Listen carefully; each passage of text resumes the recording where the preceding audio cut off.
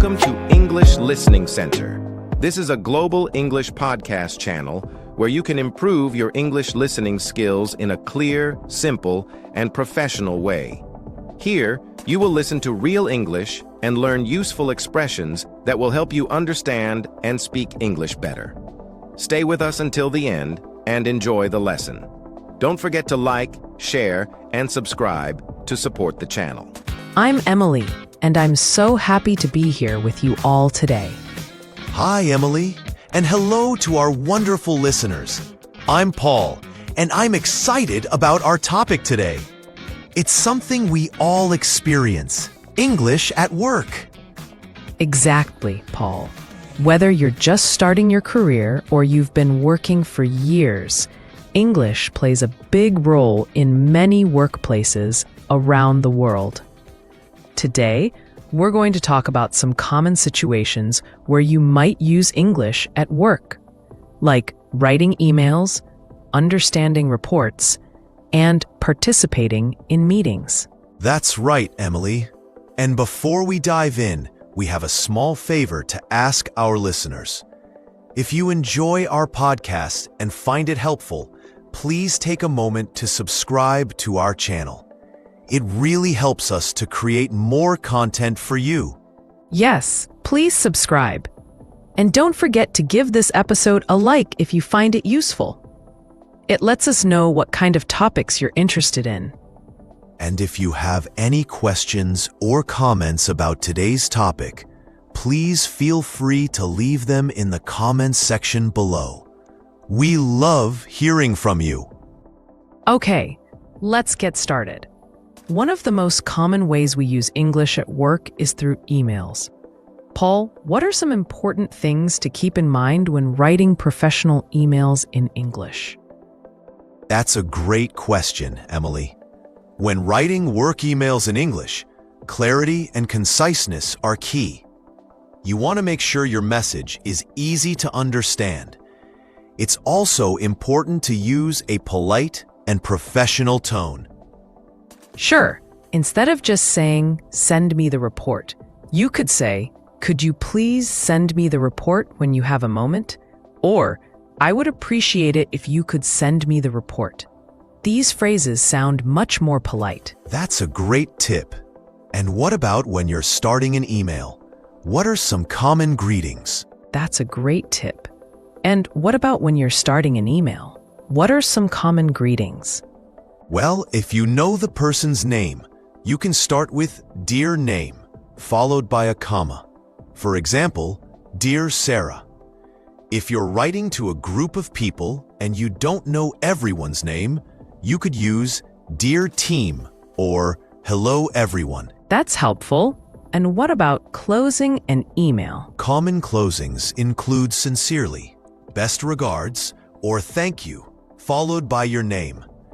"Best" is also a shorter and more informal option if you have a good working relationship with the person.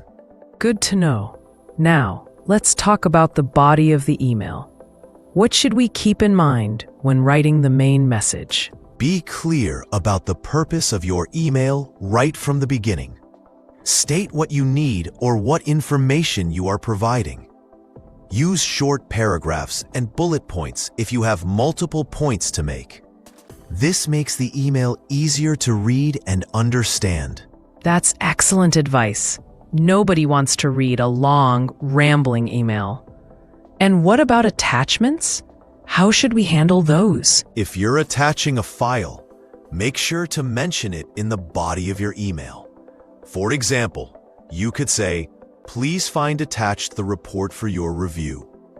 This way, the recipient knows to look for the attachment.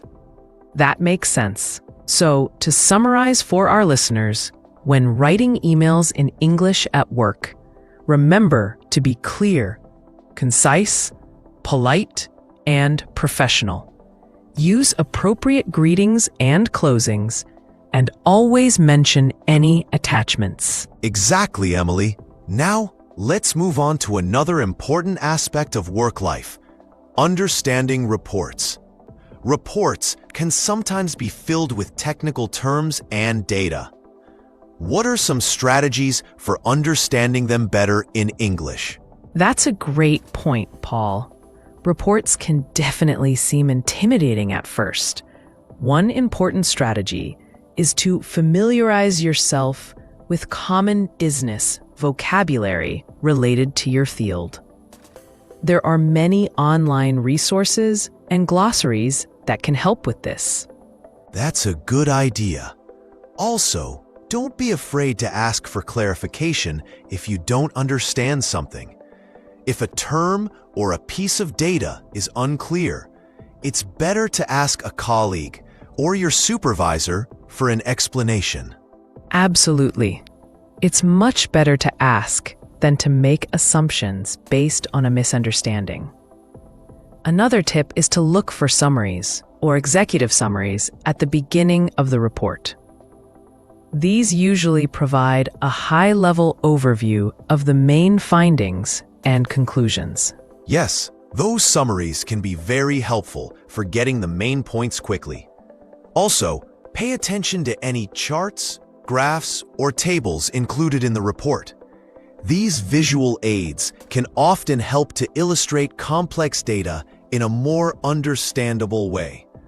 Make sure you read the labels and headings carefully. That's right. And if you need to present information from a report in English, practice explaining the key findings in your own words. This will not only help you understand the information better, but also make it easier for others to understand you. Good point, Emily. Sometimes reports use specific acronyms or abbreviations. If you're not familiar with them, make a note and try to find out what they mean. There might be a glossary in the report itself, or you can ask a colleague. Definitely. Understanding the language used in reports is crucial for staying informed and making good decisions at work. Okay, Emily, let's move on to another common workplace scenario: meetings. Participating in meetings in a second language can be challenging. What are some useful phrases for expressing your opinions or asking for clarification in English meetings? That's a very important topic, Paul. Meetings are a key part of collaboration in many workplaces. When you want to express your opinion, you can use phrases like, "in my opinion," "from my perspective," or "I think that." Those are great starting points. And if you agree with someone, you can say, "I agree with name," or "that's a good point." Exactly. And if you disagree politely, you could say, "I see your point, but I have a slightly different perspective." Or, "I'm not sure I completely agree with that because..." It's important to be respectful when expressing a different viewpoint. Absolutely. What about when you need to ask for clarification? Sometimes the discussion can move quickly, and you might miss something. In that case, don't hesitate to ask for clarification. You can say, "Could you please explain that again?" Or, "I didn't quite catch that. Could you repeat it?" Another useful phrase is, "What do you mean by term phrase?" Those are very helpful phrases. And what if you want to add to someone else's point? You can say, "Building on what name said," or "I'd like to add to that." These phrases help you contribute to the conversation smoothly. And what about when you need to interrupt politely? Sometimes it's necessary to jump in. You can use phrases like, "Excuse me," or "Sorry to interrupt, but," followed by your point. It's important to be polite when interrupting so you don't disrupt the flow of the meeting negatively. That's good advice. Also, pay attention to the overall tone of the meeting. Is it formal or informal? This will help you choose the appropriate language. Yes, the context is always important. And if you're leading a meeting in English, make sure to speak clearly and at a reasonable pace. It's also helpful to summarize key points and decisions throughout the meeting. to ensure everyone is on the same page. That's a great tip for meeting leaders. And for everyone else, active listening is crucial. Pay attention not only to what is being said, but also to nonverbal cues like body language. Definitely. And if you're not a native English speaker, don't be afraid to take notes during the meeting. This can help you remember key information and action items. That's a very practical tip. Now, Emily, let's talk about another aspect of daily work life: reporting tasks, especially in daily stand-up meetings or dailies. These are often quick meetings where team members share what they worked on, what they are planning to do, and any roadblocks they are facing. What kind of English is typically used in these situations? In daily stand-ups, the language tends to be quite direct and concise. You usually talk about three main things. What did I do yesterday? What am I planning to do today? And are there any blockers or impediments? That's right. For what did I do yesterday? You might say something like, yesterday I finished the user interface design, or I worked on fixing the bug in the login page. You would use the past simple tense to talk about completed tasks. Exactly. And for what am I planning to do today, you would typically use the present continuous or going to for future plans. For example, today, I'm planning to start working on the database integration, or I'm going to focus on writing the documentation. And for are there any blockers, you would mention any issues that are preventing you from moving forward. For example, I'm blocked by the API not being ready yet, or I'm waiting for feedback on the design before I can proceed. It's important to be brief and to the point in these daily meetings, as they are usually kept short to maximize productivity. You don't need to go into a lot of detail. Just provide a quick update. That's a good reminder. And sometimes you might need to report your progress in writing, perhaps in a daily or weekly report. The language used here would be similar to what you say in a stand-up, but maybe a bit more formal. Yes, in a written report, you might use slightly more formal language and complete sentences. For example, instead of just saying, fixed login bug, you might write, I successfully resolved the bug, affecting the user login functionality. That makes sense.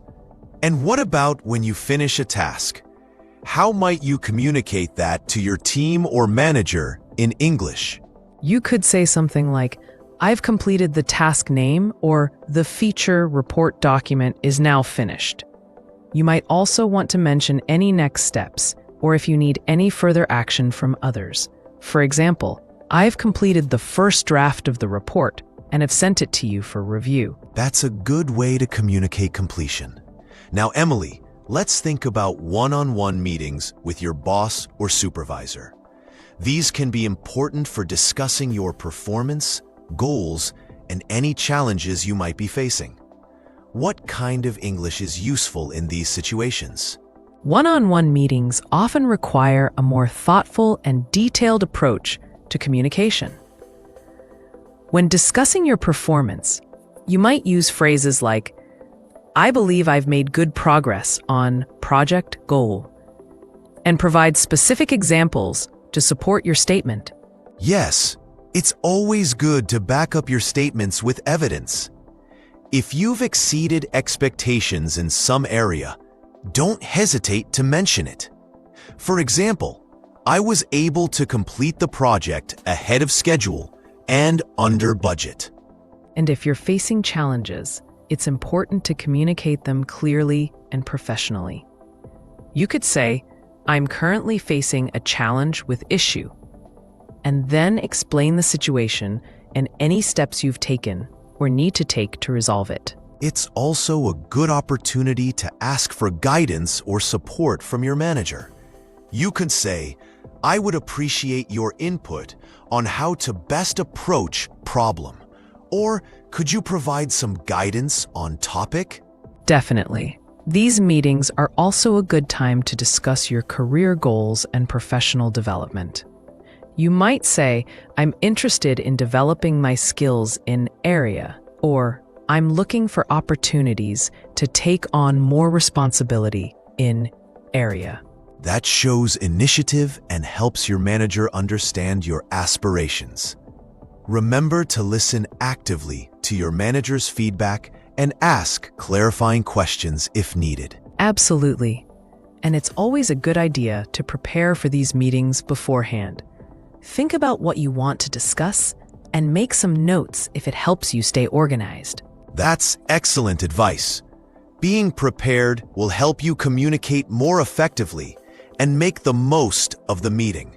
Now, Paul, let's shift gears a little bit. We've talked a lot about using English for work-related tasks, but what about the social aspect of work?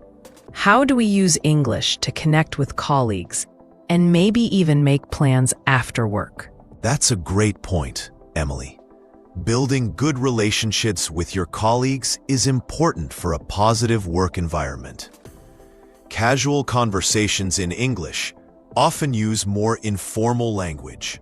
Yes, for example, during a coffee break, you might ask a colleague, "How's your morning going?" Or, "Did you have a good weekend?"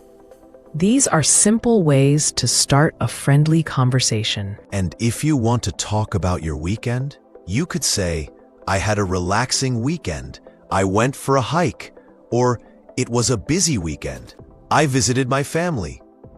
If you're interested in someone's work, you could ask, "How's that project you're working on coming along?" Or, "Are you busy with task?" And if you want to share something about your own work, you could say, "I'm working on task at the moment. It's quite challenging." Or, "I just finished task. It feels good to have it done." What about making plans to hang out after work? How would you do that in English? You could say something like, "Would you like to grab a coffee after work?" Or, "Are you doing anything tonight? Maybe we could go for a drink." More casually, you could say, "Fancy going for pizza tonight?" And if you're inviting a group, you might say, "Hey everyone, a few of us are thinking of going out for dinner tonight. Are you in?" If you need to decline an invitation politely, you could say, "Thanks for the invite, but I already have plans." Or, "That sounds great, but I won't be able to make it tonight. Maybe next time?" That's important. Always be polite when accepting or declining invitations. And what about when the workday is ending? What are some common ways to say goodbye and wish someone a good rest? You could simply say, "Have a good evening," or "Have a good night." If it's Friday, you might say, "Have a great weekend." And if you're leaving and want to say goodbye to everyone, you could say, "Bye everyone," or "See you tomorrow." Sometimes, if you know someone has had a long day, you could say, "Hope you get some rest," or "Time to relax." These small social interactions in English can really help you build rapport with your colleagues and feel more connected at work. Absolutely, Paul. It's not just about the formal language of emails and reports. The everyday conversations matter too. So, to recap our discussion today, we've covered using English for emails, understanding reports, participating in meetings, reporting tasks in daily stand-ups, one-on-one meetings with your boss, and even social interactions with colleagues. It's all part of using English in daily work life. Yes, and we hope that the phrases and tips we've shared today will be helpful for our listeners as they navigate their professional lives in English.